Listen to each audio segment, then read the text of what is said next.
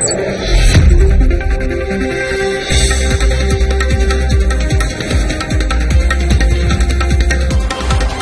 evening and welcome. You're watching the NewsTrack. I'm Rahul Kamal. Will the India Alliance be able to arrive at any meaningful seat distribution formula? Or are we just going through the motions with very little tangible to show at the end? The BJP is going all out. From the Ram Yatra to the mobilization that's taking place in all 543 constituencies, they're going all guns blazing. At this moment, the India Alliance doesn't seem to have made any significant headway in its seat-sharing formula. So where do things stand as we're in January with just weeks to go before the date of polls being announced? All that and more is my top focus on the NewsTrack.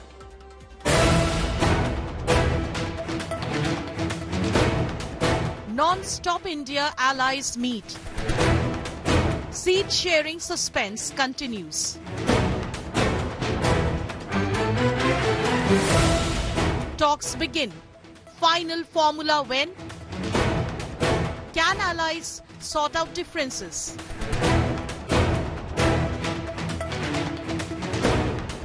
Who will get lion's share? Will Congress get what it wants?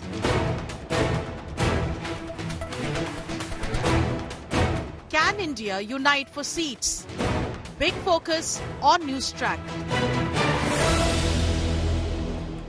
Let me take you through the headlines we're tracking tonight. Mega infrastructure boost for Lakshadweep. The Union Territory will get a new airport at Minicoy Islands that will be used for both civilian and military aircraft.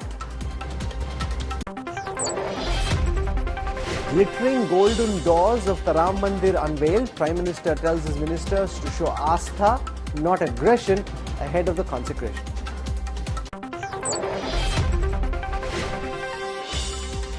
Prime Minister Modi welcomes his brother, UAE President Sheikh Mohammed bin Zayed. Both hold a big roadshow in Gujarat's Ahmedabad. The UAE President is the chief guest for this year's Vibrant Gujarat Summit. Sources tell India today that Udayanidhi Stalin is set to be made Tamil Nadu's deputy CM. BJP calls DMK a party of dynasts. Bengaluru CEO arrested for the murder of her 4-year-old son. Suchatna Seth carried the body of her toddler in a bag from Goa to Karnataka. Team India has got down to the business of thrashing out a seat-sharing formula. Talks have taken place between the Congress and the Aam Aadmi Party and the Congress and the Sena UBT. But suspense over seat-sharing continues. And what about the proposal to make Nitish Kumar the convener of the India Alliance? Will the alliance have a face? Can the India Alliance iron out these issues in the next couple of days to be able to put up a meaningful fight against the mighty BJP? Let's take a look at where things stand at the moment.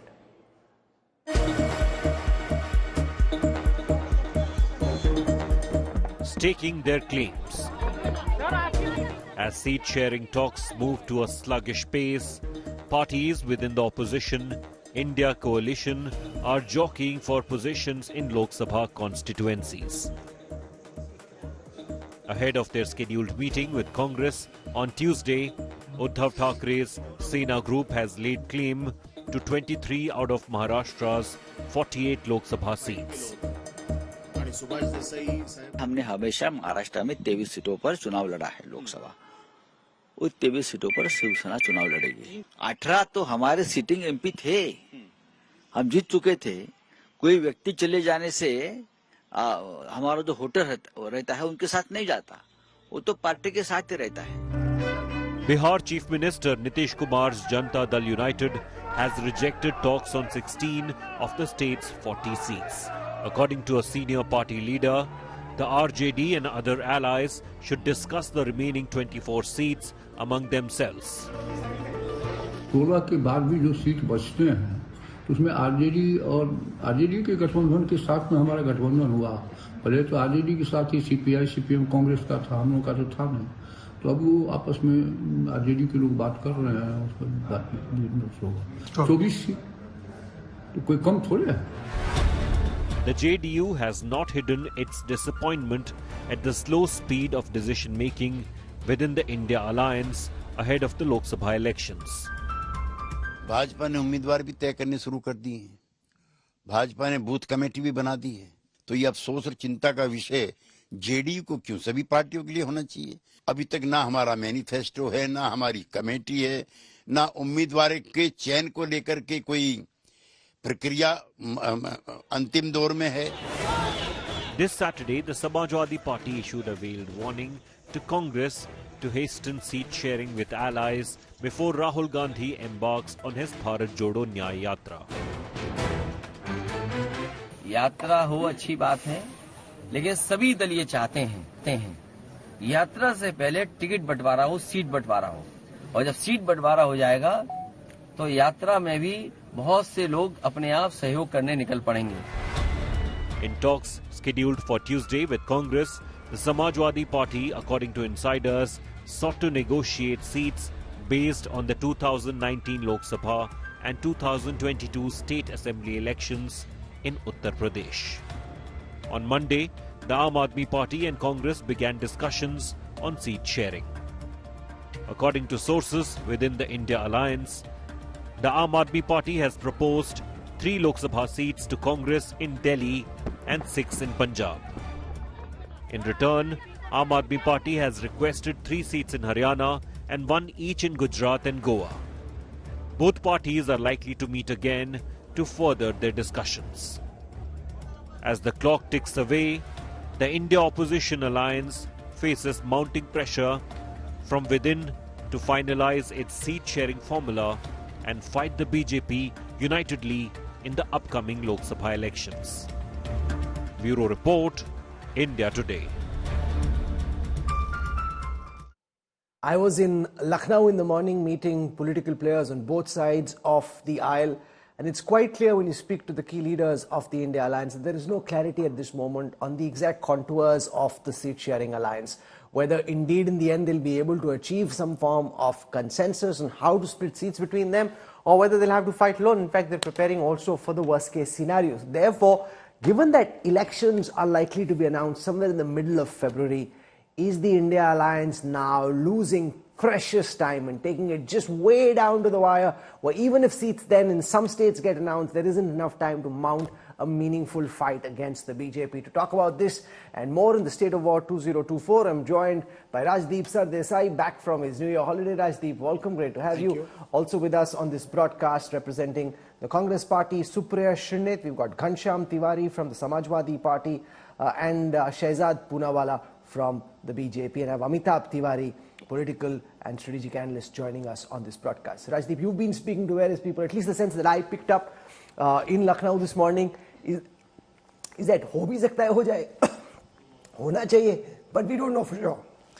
You know, Rahul, the fact is that it's been about 5 months since the India Alliance has been talking about seat sharing. You will recall end of August, early September, there was a meeting in Mumbai where they said in their declaration, we will begin the process of seat sharing at the earliest.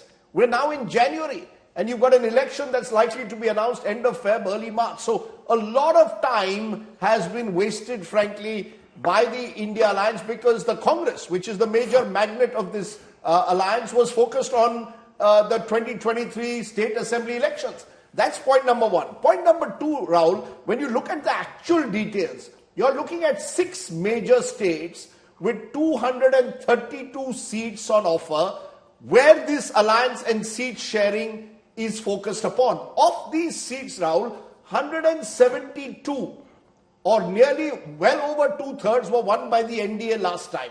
So that's what it's not as if this is an all-India seat sharing. This is primarily, in my view, focused on 6 states: Uttar Pradesh, Delhi, Punjab, Bihar, Bengal and Maharashtra. These 6 states are critical. And therefore, it's for the India Alliance, they wasted 4 months in the process. And my final point, Rahul, let's be clear. All this seat sharing is all very well. The truth of the matter is there are about 150 seats at least where the fight is between the BJP and Congress, where seat sharing doesn't matter. And the BJP won 90% of the seats, more than 140 of them. What is the Congress doing about focusing on those seats? So it's one thing to talk about seat sharing. It's another thing to get your act together for the seats where there's a direct fight. So put them all together and you get a sense that the India alliance is racing against time now. They've delayed this way too much. You've got one formation that's racing towards the finishing line. They've got the act in order, not just with the consecration of the Ram temple, the massive mobilization, Suprashnath that's being carried out in all the 543 constituencies, taking people there. They're planning day by day how to take this out to different parts of society, how to involve, make it a people's program. And the Congress and the India allies don't seem to be able to decide 3-4 in Delhi, 4-3, 5-2. Very simple, basic questions which by now should have been resolved, but somehow haven't been. Is the India alliance frankly just running out of time now? So hugely touched by your concern, and also Rajdeep's for that matter actually. But I would like to understand how else does alliance work? Obviously there will be figures quoted. Obviously we will have to reach a final figure. And obviously seats are not going to be announced in August or in September or whenever we met in Mumbai. Seat sharing is a thing that's done off record, it's done behind the curtains, and then one comes and announces them. So when were you expecting that announcement to happen? As soon as the Mumbai meeting ended, we should have come to the India Today studios and announced these are the number of seats we will be contesting, these are the number of seats X will be contesting and Y will be contesting. That's not how it works, and obviously there will be pull and push between allies because we've all come together. The reality is there is one common principle, and on one common thing we agree, that we all need to fight together. We cannot be spending our forces otherwise. So with that in mind, obviously there will be pull and push. Obviously one party is going to say they need X seats, which we believe are way too many. There will be places and states where we will compromise. So I don't understand what is this humdrum about. Actually, and I'll just take 10 seconds to say this, your concern, very well taken. But to say that the other side is on the finishing line, really? Are we not expecting Shivraj Singh Chauhan to actually turn around and revolt? Look at the kind of statements he is making. Shivraj Singh Chauhan ने अभी कहा, राज तिलक होते होते कभी वनवास हो जाता है. पोस्टर से तस्वीरें ऐसे गायब हुई मेरी जैसे गधे के सिर से सींग. Look at the kind of noises they are coming. Look at Vasundhara Raje, who doesn't attend the swearing-in ceremony of other ministers. She did not even go to campaign for the by-election Karanpur, which we won, with a humongous margin, where Sachin Pilot stood there, sat in there, contested an election which we won. So all I'm trying to ask you is, it's all very good to say finishing line. What are we talking about here? What are the issues? Is the BJP massive mobilization that you talk about? Is the BJP looking to do anything massively on jobs, anything massively on prices, anything massively on petrol and diesel that was expected to come down on the 1st of January? We're today talking on the 9th of January. So it's good to, tell they are doing massive things. Who are they doing these massive things for? Not for the people of this country, for sure. No, but this is very powerful rhetoric. The fact is, unless you can get down to the brass tacks of dividing seats amongst you, you frankly can't even begin the fight because, just one second, Ghanshyam Tiwari, So, I was speaking to senior Rahul, leaders from your party. I don't want to name them on television, but the fact is that they were also in a worst case scenario preparing for all 80 seats, saying that, okay, if we don't have it, we're losing time, we're not getting responses fast enough from the Congress. And I said, how many seats do you think that they deserve to contest on? He said, do aap khud dekh lo, they're looking at the 2022 assembly election numbers, which really paint the Congress in a very dismal picture in terms of the vote share they picked up. If you aggregate all the assembly segments that make up a Lok Sabha seat, it's a very dismal picture. And they say, you do the maths. They've sent that sheet to the Congress High Command and say, look at it, aap batao, kya samikaran hai, who are your candidates, who do you think we can put up? Now, given the reality, are you fearing that, all this is good what Suprashnath is saying, it makes for good television talking points, but ultimately you're running out of time. It's now getting highly precarious for there to be any meaningful contest versus the BJP in 2024. Good evening, Rahul, to you, the viewers and fellow co-panelists. There are three things that are important. I have seen the reports of the meeting that was held between Congress Party and Samajwadi Party today. I've seen the reports of India Alliance meetings about Delhi, about Maharashtra, about several other states as well. Not in one report, not in one statement, that the leaders who are engaged in seat sharing are saying that this is very difficult, we will run out of time and we will not be able to do it. In fact, in every meeting they are saying that we will be able to do it. No, once again, so that you don't get this wrong. you don't run out of time when you announce the seats. That's the starting point. That's the first step to mounting a campaign. You're making it seem as if that is the end point. It's not. By then the BJP is already fully going out, all cylinders going on the campaign trail. Yes, BJP going out. Let's take the second part of the statement. Bihar BJP has maybe 4, 5, 10, I don't know how many allies do they have. Is the seat sharing done? We can't even name the number of allies they have in Bihar. Maharashtra, they have 4, 5, and the more parties they break, maybe 10 allies they will have. Have they done the seat sharing in Maharashtra? Their only ally in Tamil Nadu ran away. So is there a seat sharing? What is BJP's strategy in Andhra Pradesh? So BJP has only one agenda in this entire election, that people have to be blinded by their propaganda of faith, and that is the sole agenda and the power of Narendra Modi. Have they started saying that 10 years later, Achhe Din Aa Gaye? That should have been their campaign. Achhe Din Aa Gaye, Fir Se Modi Ji. That is not the campaign. Their strength is visible because across the platforms in India, we see that there is only one agenda that BJP is presenting, कि हम मंदिर बना रहे हैं. No, but that's a very powerful agenda. No, one second. Because I spent some time traveling in some parts of UP, you know, Rajdeep, the fact that society is massively mobile, I don't think people when they are watching are realizing the extent to which the idea of the Ram temple is connecting, whether it is Kashi, whether it is in Prayag, whether it is now in Ayodhya, not just with the fact that you're doing the consecration, but there is a massive outreach, and that is very, very tangible and visible. Look, I was in Goa, and even in Goa, every Goan Hindu household, VHP, RSS are sending their cadres to distribute the holy rice, the Akshata, and saying, you know, do light up diyas on the 22nd of January. The BJP, RSS, VHP, Sangh Parivar is clearly intending to make this a massive mobilization. You're right. And then use that as a build-up to 2024 general elections. On the other side, the fact is that you've got Rahul Gandhi undertaking a yatra. So a lot of the Congress resources, Rahul, will now be invested in the next few weeks in the yatra.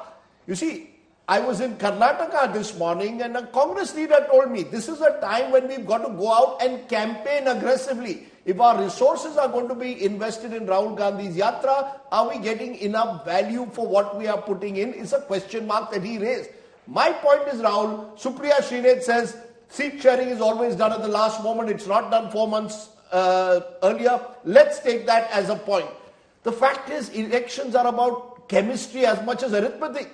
Just look at what is happening in Bengal, for example. Adhir Ranjan Chaudhary, the moment he enters Kolkata, the first thing he does is target Mamata Banerjee. You've got in Punjab, Mr. Bajwa and Mr. Maan exchanging some barbs against each other virtually on a daily basis. All of this does not lend to an alliance that on the chemistry front looks like it will work, even if it works arithmetically, except for Maharashtra, where I sense that all three parties have worked out some kind of a modus vivendi. No, one second. Even there, the Uddhav Balasaheb Thackeray Sena is asking for 23 seats. That's okay. You see, that will eventually get resolved because at least you're not bickering publicly with each other and targeting each other personally. Adhir Ranjan Chaudhary in Bengal targeting Mamata Banerjee and Trinamool targeting the Congress, or what we are seeing between the AAP and the Congress in Punjab. In today's day and age of multimedia, all those videos will go viral. So when you contrast the BJP, which is going into this election very consciously knowing what its agenda is and what its narrative is, what its leadership is, versus the other side, which appears at the moment unable to get its act together, I think it's a combination of arithmetic and chemistry. The match, Amitabh Tiwari, will soon be over. While you're still trying to determine who the India Alliance batsman will be, what the batting order will be, the match will soon be over. Do you think the India Alliance is running out of time, or as Supriya wants to project, they still have enough time to get their seat-sharing alliance in order and put up a meaningful fight? In 2019, the elections dates were announced on March 10.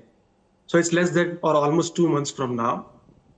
When we compare NDA versus India, we tend to forget that NDA is a settled alliance. BJP is the clear captain of that alliance. 90% of seats and vote share are with the BJP. So whatever decision it will take is largely going to be accepted by the allies which are remaining in NDA. But in INDIA bloc, there is no clear leadership. And that is why all these issues have cropped up in the India bloc. Who is the leader is not sure. There are many equals among these regional parties. and Rajdeep ji was mentioning about 6 states.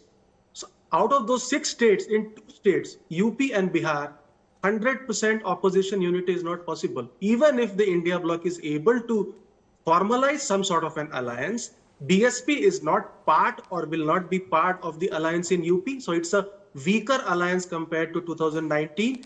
And CPM and Congress both cannot be accommodated in West Bengal. So the alliance itself is weaker. Secondly, in 4 states, which is 25% of the Lok Sabha seats, the alliance is more or less settled because these are old alliances and not alliances which have been formed just before the elections to take on the BJP, which is Maharashtra, Bihar, Jharkhand, and Tamil Nadu. These account for 134, 132 seats.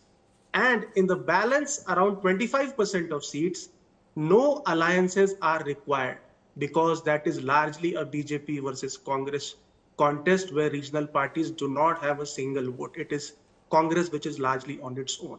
So arithmetic is important, and just by joining hands, see, in any alliance, there has to be a seamless transfer of votes.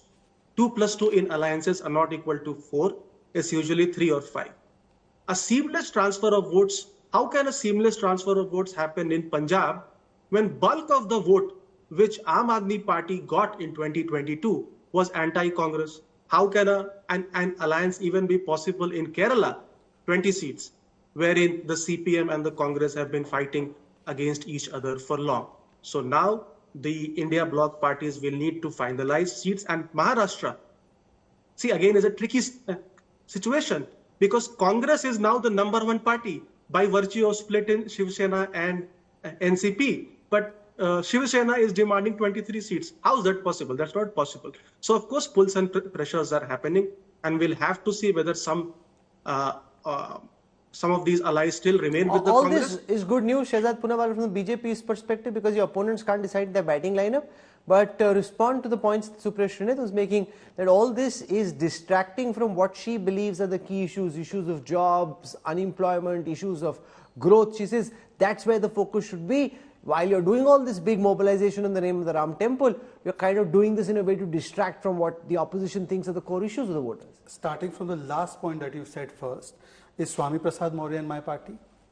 Is Chandrasekhar in my party? Is Udayanidhi Stalin in my party? They are the ones making commentary on these issues of Sanatan Samapti rather than on issues of Berozgari. I'm happy to come for a debate only on unemployment with Supriya Srinath. We in fact had this debate in the 3 state elections where she got thrashed badly. Madhya Pradesh got voted in after 18 years and they got thrashed and removed from power in 5 years. So we are happy to have a conversation on that. Secondly, coming to your first question where you said that I'll be very happy. No, actually, in a democratic setup, they have a right to explore all options, including being hypocritical and opportunistic. And I remember Supriya being eloquent when she did a press conference on how the Aam Aadmi Party is corrupt to the core, and then coming and doing an alliance with them. In fact, in 1984 riots, Delhi Assemblies passed a resolution that Bharat Ratna of Rajiv Gandhi should be taken away. I have the news report. But forget that. I am saying they still have the right to do that. They have a right to decide on their seats.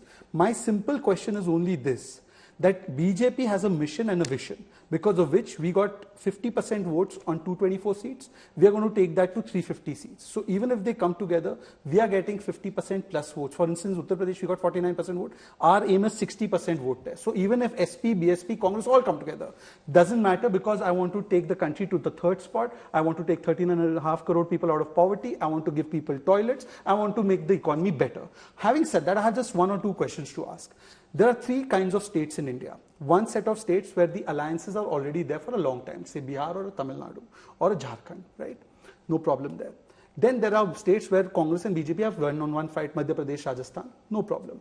The states where they require it the most, Rajdeep's friend state Bengal, Uttar Pradesh, they need it in Telangana, they need it in states like, they need it in other states. Why do they need an alliance in Telangana? They need it in Telangana especially because the BJP has increased its vote share and got 4 Lok Sabha seats in the last round of Lok Sabha elections. And this time we will be pegged to get maximum number of Lok Sabha seats, even more than the Congress party, even though they've won the Vidhan Sabha elections. So they need to have alliances in states like Gujarat, Delhi, Punjab, Bengal. And just give an example. Yesterday they were talking with the Aam Aadmi Party. Yesterday Pawan Kheda, who's somebody who's higher than Supriya in the pecking order, has come out and slammed Bhagwant Mann government for what they're doing to Khera. Yesterday you have Samajwadi Party saying that we have nothing to do with BSP, and today Avinash Pandey has spoken to your channel saying that we want the BSP in the alliance. Is Ghanshyam Tiwari okay with BSP in the alliance? No, of course not. So these are the contradictions. But having said that, Rahul, we don't care what they are doing. We are focused on what our mission is for the country, that is to take this country forward. And by the way, just one last statement, you can't do politics of 90s in 2024. This, idhar se idhar lao, idhar se idhar lao. These people are born with hatred against each other. Aam Aadmi Party came to power by extinguishing Congress. Samajwadi came to power by extinguishing Congress. And today they are fighting with each other. Rajiv, the fact is that in this election, the BJP has the momentum after winning in the 3 assembly elections in the heartland. They have the personality of the Prime Minister, his popularity, and they have the machine. It's almost as if the opposition is hoping that some miracle will happen which kind of helps them do well. They're almost hoping against hope. They've really got nothing going for them. Shehzad and I may disagree on various issues, but I think he's made a good point that somewhere the opposition is stuck in the politics of the 1990s and dare I say even 2004 and 9, when these kind of coalitions were almost acceptable, were almost the norm at times, because there was no party that was in any position to come close to 272. Narendra Modi has changed the politics of the country in 2014 and 19. He's effectively made the BJP a party which is capable of getting not just 272 but 300 plus, even with a 37% vote share. So if the BJP typically that's the exaggeration that we'll get 60% vote share. But even if you aim for 41 or 42% vote share nationally, you're taking yourself once again to 300 plus. You can't therefore just take on that alliance by relying on the arithmetic of elections. I know a lot of questions have been raised over whether this alliance and seat sharing will work. Seat sharing may eventually work, because the sheer desperation of the situation where the opposition finds itself in, where the government is using state power and institutional power at times to subjugate the opposition, will be used to bring them together. But what about the chemistry? And that's where I think is the difference between the politics of the 90s and the politics of today. You see, then you could get by with forming these coalitions because India was not in a situation to give any one party or leader the kind of majority. Now when you've given them 37-40% of the vote, you're going to have to get your chemistry right and your arithmetic right. And I don't see that happening at the moment. And Supriya, the opposition will have to give the people of this country some reason to believe. What is it that they are voting for? Who is it that they are voting for? What will these people do if they come to power? You're up against the most formidable election machine modern day India has seen. And at this moment, it's like a ragtag coalition, like a Lagan 11, which requires some kind of frankly, an electoral miracle of sorts to be able to win against the mighty BJP. That's just the fact, the way it is.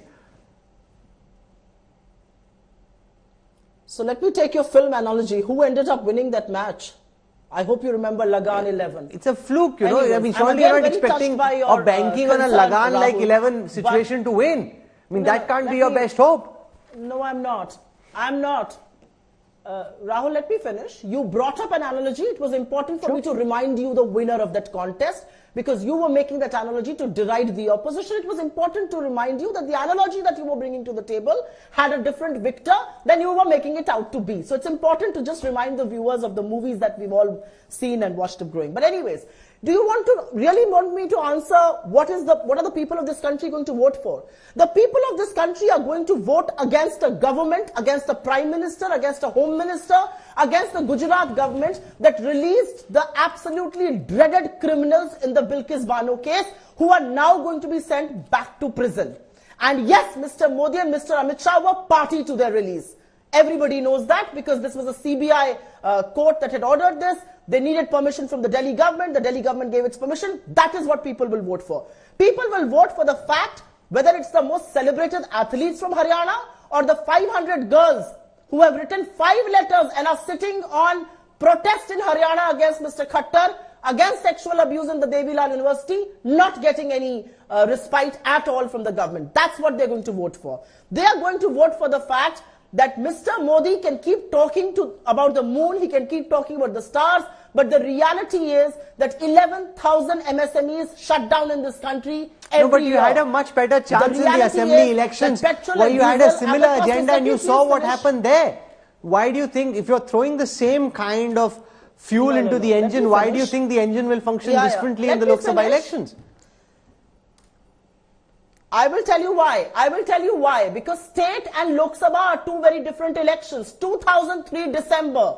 We lost Madhya Pradesh, we lost Chhattisgarh, we lost Rajasthan. The only state we won was Delhi. We came back despite the huge India Shining campaign, and that is what is going to happen. And I want to just put one thing on the table. Yes, people of this country don't like the politics of the 90s and the 2000s. The people of this country don't like the politics where you call somebody corrupt and accuse him of a 70,000 crore ghotala and then go and form the government with him. I'm talking about Ajit Pawar. The people of this country don't like the fact that a Hemanto Biswa Sarma or a Narayan Rane or a Suvendu Adhikari are all very taken care of when they join the BJP. So to talk about your shifting dunes as far as your own ideology and ideas are concerned, it comes very rich from the BJP. And I want to make one last point, and I think that last point is important. You can dismiss what I say as rhetoric and take on and hang on to every word that comes from the BJP's mouthpiece. But the reality is that elections in this country are fought on ideology. And as far as the India alliance is concerned, we may have our differences like we rightly should in a democracy.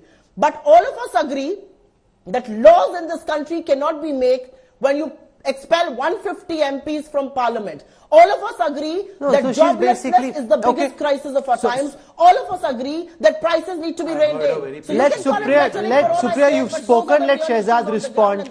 Institutional misuse, overreach, that you're suffocating people, giving them a sense we're living in an autocracy, and the time comes, Supriya Shrinay thinks the people will vote against you. Okay. There couldn't have been a worse day to say this when Karti Chidambaram has been issued a show cause for saying Rahul is less popular than PM Modi. By the way, they say we have to save democracy. They say Mamta is killing democracy in Bengal. They say Kerala mein Pinarayi Vijayan is killing democracy. Sudhakaran and KC Venugopal have called him a psychopath. Quote unquote, I'm not making this up. And they say that Mr. Arvind Kejriwal and Bhagwant Mann are killing democracy in Punjab when Khera is arrested. Today they are going to save democracy with those they accuse of killing democracy. I actually take objection to your analogy. You should have used Thugs of Hindustan, another Amir film which bombed on the box office. Just so that the Lagan analogy doesn't backfire, it's because it's a ragtag team. I mean, they won, but that's a fluke. You could have said Bhanumati Ka Kunba, but I will say Thugs of Hindustan. So it fits in both cases. The film also bombed, and it was actually a ragtag alliance of corrupt people, which they are. Now let me tell you, she talks about corruption. Lalu is convicted first time in 2013, and Pawan Modi is also convicted. Please, can you please not have her interrupt, Rahul? I have not interrupted. I heard her out. She ranted for 5 minutes. Now let me have my say. That's only fair in a democracy. And there's already 3 people from their side. As well.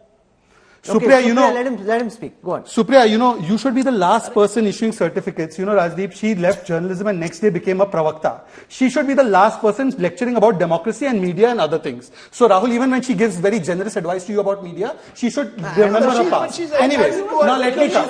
Now Rajdeep, she's interrupting me. Can you control her from interrupting me? Thank you. I have not made it personal. She is constantly interrupting. Rahul, you are seeing what's happening. She's not allowing me to speak. Supriya, let him speak. I'll come back to you for a counter. Go on. By the way, when Supriya Shrinay... He has to stop being a crybaby. Now next comes the victim card.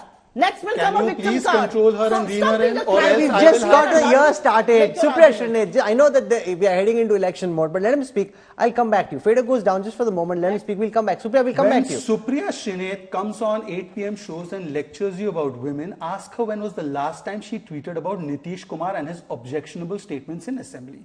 Tell her when was the last time Supriya Shrinay and her loud mouth spoke a word about Vera Muthu, who has been accused of 17 people, 17 women, including Chinmaya Shripada, of sexually assaulting them, and not an FIR has been filed. Ask Supriya Shrinay where she was when Shanti Dhariwal was given a ticket. Ask her where she was when Mewaram Jain was given a ticket and was only suspended, and when Belgavi happened and the High Court said that it was worse than what happened to Draupadi. Please ask Supriya Shrinay where she was. Now Supriya, pipe down, have a little bit of courtesy for your co-panelists to complete what they have to say. Thank you very much. Now let me come to the accusation of, the state power, etc. The state power issue, Rahul, as I have addressed. Rahul, as I have addressed. Rahul, as I have addressed. May I complete? Go on. Thank you. Rahul, as I have addressed, let's assume we are the most dictatorial people. Why aren't courts giving relief to Sanjay Singh and Manish Sisodia? And is it not true that the Aam Aadmi Party's corruption has been spoken of in great depth by this same lady, by a press conference? Forget everything else. I'll give you the hypocrisy of this. No, but in the Bilkis Bano case, the Supreme Court came down hard on the attitude and the behavior of the Gujarat government. Absolutely. And did anybody come out and justify it? No, but how, after the Supreme Court has said what they have, how can you justify? So nobody can justify. But then, in the same line, They when were please released on your order. please stop ranting. Stop ranting. I'm talking to Rahul. Two adults are speaking. Stop ranting. Stop ranting. When the Belgavi You are not an incident took adult. place, You are a crybaby. Everybody knows that. Supriya Srinath, you know, you are nearing the age of 60, I think. You should behave your age. You are a terrible anchor and you're even worse as a co-panelist. So please wait your turn. That is courtesy and manners. Thank you.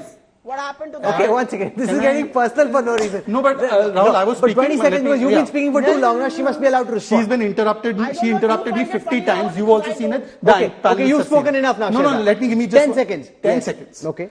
You know how many times we did shows, including with you, where she said Adani is a corrupt man, 20,000 crores.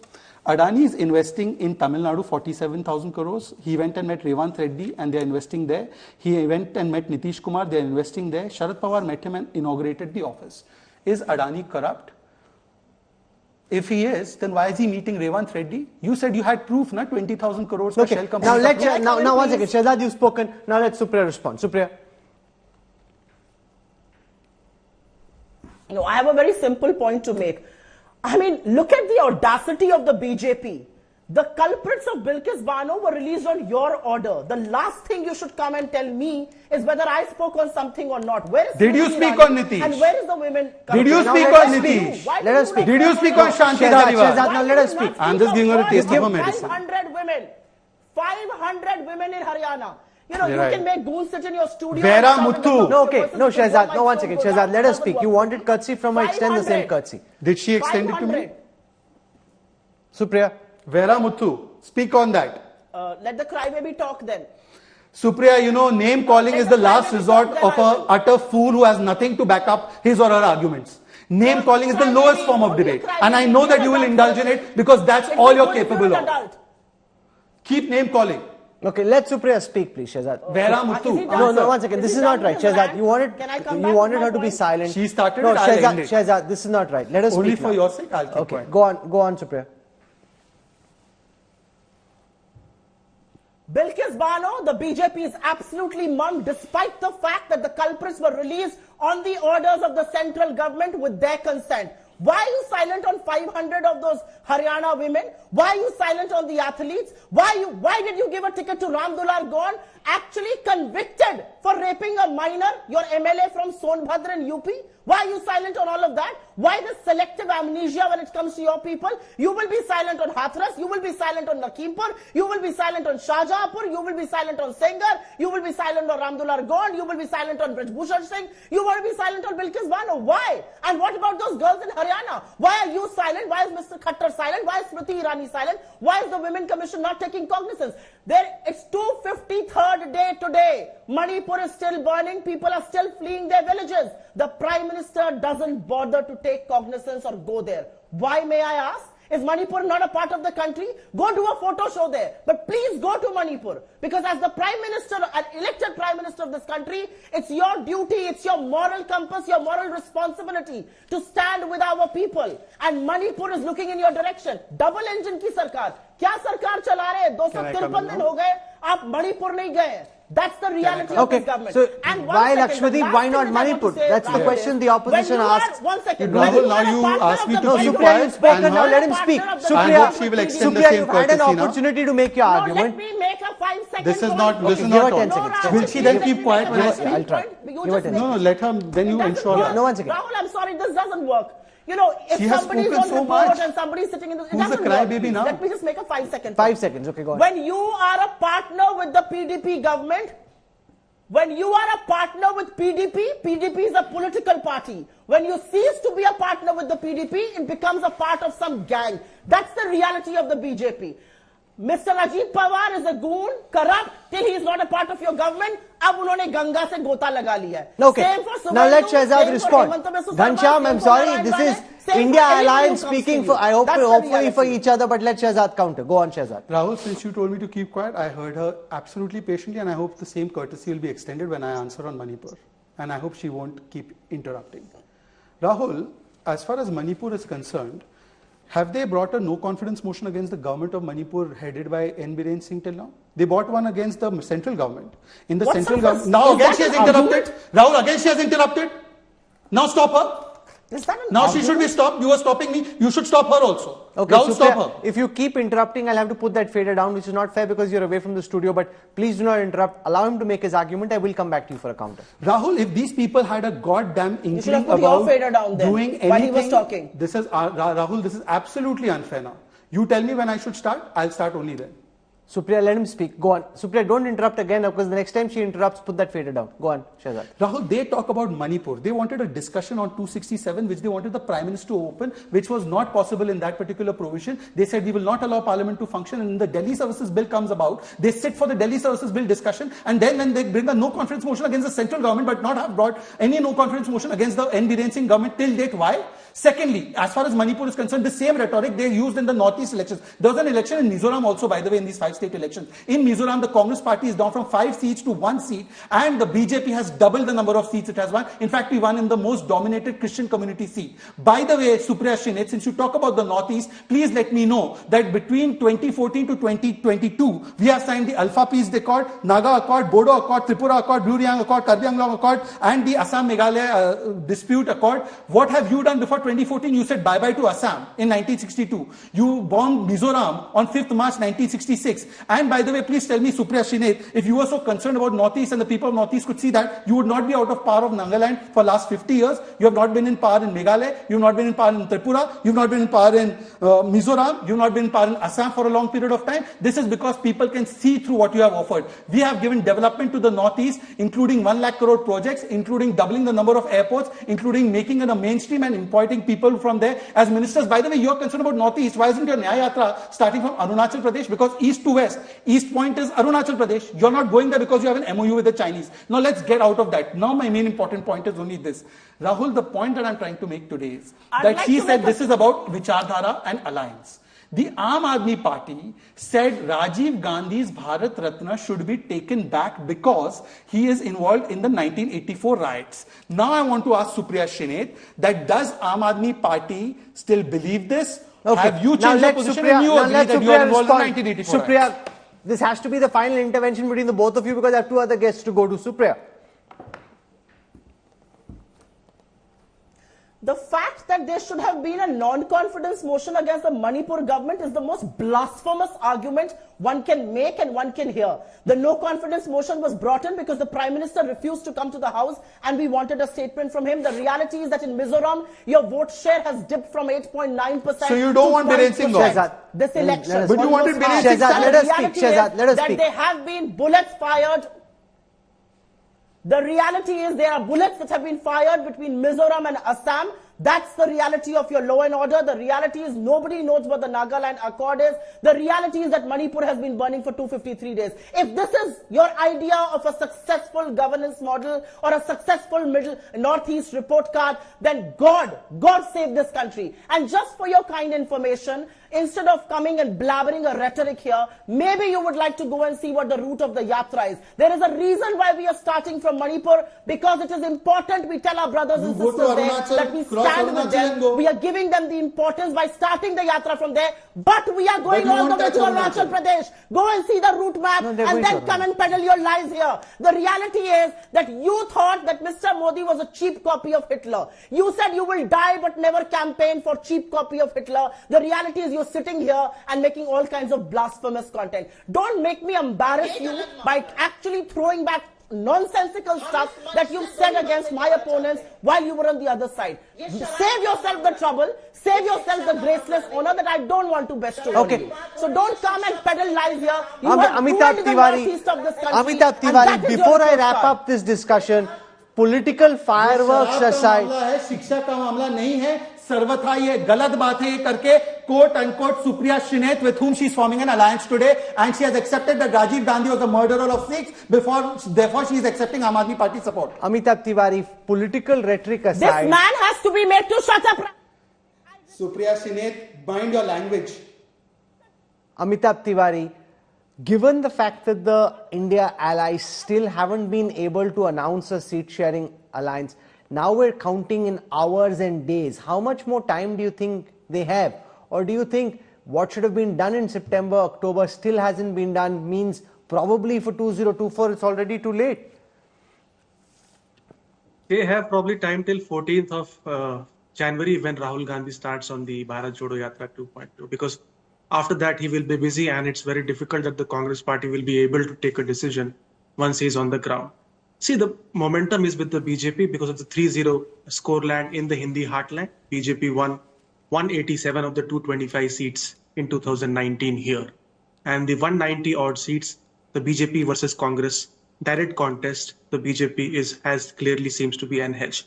But the differentiating factor between India and NDA is the Modi factor. A lot of the issues are getting dwarfed in a sense because Modi enjoys the popularity of the people. His popularity ratings are high. In 2019, he got 1/3 of the BJP votes and even 25% of the votes for the allies and almost 8.5 crore votes. So largely the difference is the Modi factor. And since it's a national election, 37% people voting in the name of the Prime Minister face. The lead or the momentum is with the BJP is because of one person, which is Modi. If you remove Modi from the equation, then it becomes a fairly close contest. That's very simplistic to say remove Modi from the equation because it's his show. We're in his era. And that's the fact. And till the time he's there, that's the fact that the BJP has to its advantage and the opposition has to their great disadvantage. Let's see how the pieces move on the chessboard next. Ghanshyam Tiwari, I'm sorry I couldn't give you as much time as I would ideally like to, but hopefully we'll have you back and we'll talk a lot more. Amitabh Tiwari, thank you very much. Also thank you to Supriya Srinath and Shahzad Poonawala for really the fireworks display right at the beginning of the new year.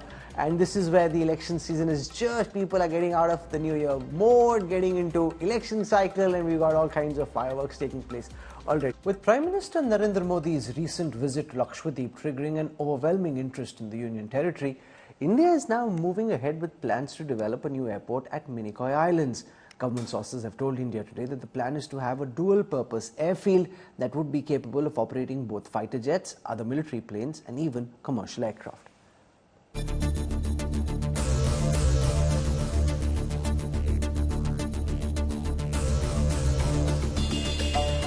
Off the southwest coast of the Indian mainland, a cluster of 36 islands, bathed in sunlight on its sandy shores and adorned with lush, verdant scenery.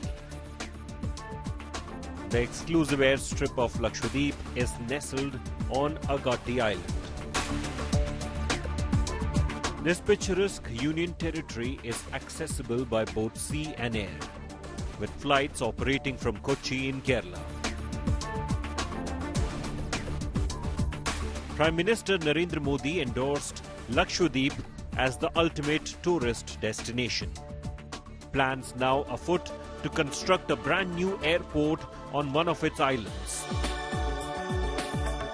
At the southernmost tip lies Minicoy, approximately 400 kilometers southwest of Kochi, spanning across roughly 5 square kilometers. Strategically positioned near one of the most bustling shipping routes. Merely 130 kilometers from the northernmost island of the Maldives. An earlier proposal to construct an airfield on Minicoy has been revived. Elevated to a dual-purpose facility capable of accommodating fighter jets, military planes, and commercial aircraft. Originally proposed by the Indian Coast Guard, as per the revised plan, the Indian Air Force would manage operations from Minicoy, according to government sources. A jointly purposed airfield on Minicoy can serve as a strategic vantage point, overseeing the Arabian Sea and the broader Indian Ocean region. With Manjeet Negi, Bureau Report, India Today. Shibi Mol joins me from Karavati in Lakshadweep, and we've got Geeta Mohan joining us from Malé in the Maldives. I want to go across to Shibi first because we're hearing, and I've been hearing about this Minicoy airfield from the time that I had gone to the Lakshadweep, and it never really happened. It seemed this whole visit of the Prime Minister and all the surround sound has given added momentum which wasn't there earlier, and maybe we'll finally have a stunning new airfield in another part of the Lakshadweep which can be developed from now. Well, absolutely, Rahul. In fact, that's a major boost because Lakshadweep as a union territory needs a lot of development in terms of infrastructure and commutation in general, because there's only two options. Take a flight from Kochi, and that operates only on 6 days a week. That's a 72-seater flight. So if you have plans to travel through air to Lakshadweep, then you have to pre-book the flight much earlier because it gets sold out very quickly. So, and the other route is the sea route, which again takes like 14 to 20 hours. So commutation has been a major concern that's been raised by tourists as well as the locals here. So this particular airport is a major boost. Whoever we spoke to, that's something that they were saying, that commutation has been a major concern. Also the long formalities, like there's a permit required, there's a clearance certificate required, and even once you land in Lakshadweep, you have to go through the entry permit procedure. Only once the local police clarifies your entry permit, you are allowed to travel inside Lakshadweep. Now, I reached Kavarati today, and if I have to move to Bangaram Island tomorrow, that also requires my entry permit to be verified. So there's a long procedure and commutation requirement that is the need of the hour as far as Lakshadweep is concerned. So this definitely is a major boost, and all of them who I spoke to today has been very positive about this new plan to launch an airport at Minicoy. In the meanwhile, in the Maldives, I'm receiving lots of reports of Indian tourists who either had booked or were planning to go, now having a rethink. Is that this is really coercive diplomacy through non-traditional means? Is that having an impact on the ground? What are you picking up in Malé, Geeta? Well, absolutely, Rahul. Over here, the tourism industry certainly is quite jittery. I've spoken to a few of the leading voices from the tourism sector and have sent the dispatches across. And it does seem like they are a little concerned. They have been pleading, urging, also have apologized, saying that this is not the view of Maldivians. This is only a section that spoke in the manner in which they did. And they said that they do feel quite embarrassed with what has happened. But yes, should this continue, should the diplomatic war continue, it will have an impact on the tourism industry here in the Maldives.